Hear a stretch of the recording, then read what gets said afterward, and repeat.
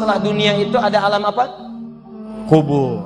Sebelum pindah ke akhirat, pertengahannya ada alam kubur.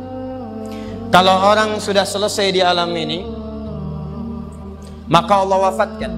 Kullu nafsin dha'iqatul maut, thumma ilayna turja'un.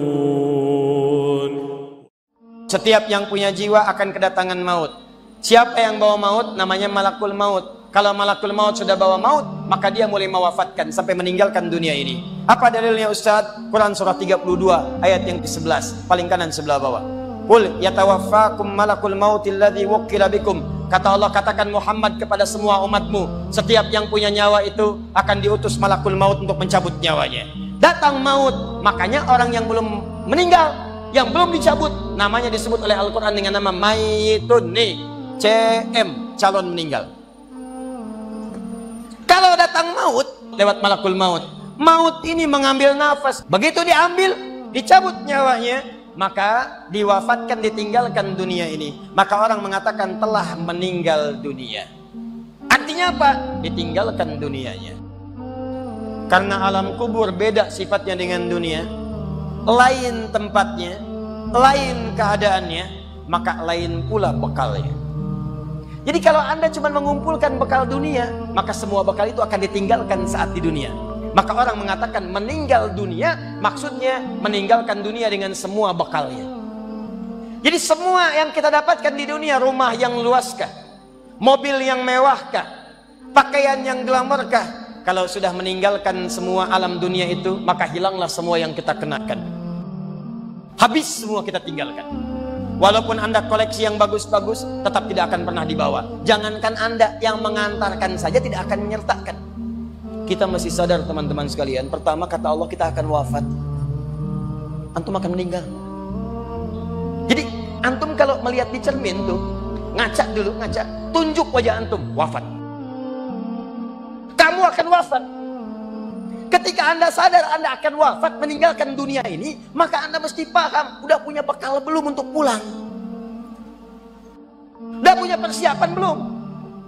Jangan-jangan Anda sibuk menyalakan rumah dunia Anda. Begitu padam listriknya, sibuk telepon PLN, telepon ini, telepon itu. Masuk ke alam kubur nggak ada cahaya, mau PLN mana yang dihubungi? Yang datang malaikat mungkar. Siapa Tuhanmu? Siapa nabimu? Apa kitabmu? Gelap, gelap, dan gelap. Karena itu orang-orang yang tidak siap dengan kehidupan berikutnya, maka mohon maaf, dia akan merasa ketakutan ketika meninggalkan dunia ini. Bahkan ada yang saking takutnya, malaikat langsung bergerak untuk memaksa dia cepat meninggalkan tubuh dunianya. Muncul Quran surah ke-8 ayat ke-50. Kata malaikat, kamu ini susah banget pulangnya, maka dipukulin oleh malaikat. Pukul, pukul, pukul, pukul. Teman-teman, karena alam kubur itu bekal yang bukan bekal dunia, maka Anda tidak akan pernah bisa membawa cahaya dunia ke alam kubur. Coba ayo kita berubah. Tolong pikir baik-baik, tidak akan ada yang abadi. Dan besok pun belum tentu hidup. Demi Allah saya katakan, Allah bisa mewafatkan kita pada hari ini. Saya cuma mau tanya sebentar aja renungkan. Tolong tanya pertanyaan saya ini, tanyakan pada diri Anda sebelum tidur. Kalau Allah wafatkan Anda pada malam ini, sudah siapkan Anda dengan bekal pulang Anda kepada Allah? Karena itu hukum mengatakan orang yang tidak punya bekal maka dia tidak siap untuk mudik. Jadi kalau dunia saja punya sifat mudik, maka akhirat pun demikian. Orang-orang yang punya petanya cuma dunia saja, maka selesai hidupnya di sini. Kata Allah, nih saya berikan gambaran. Yang visinya cuma sampai sini, maka saya berikan semua kenikmatan dunianya seperti yang dia inginkan. Tapi begitu selesai ini, ditenggelamkan di alam kubur sampai kedalaman yang paling dalam. Turun ancaman. Kata Allah, hei, yang terlampau sibuk dengan dunia, suaminya sibuk cari harta, hitung lagi, hitung lagi, hitung lagi. Istrinya sibuk kumpul-kumpul dengan sesamanya, cuma membicarakan harta suami.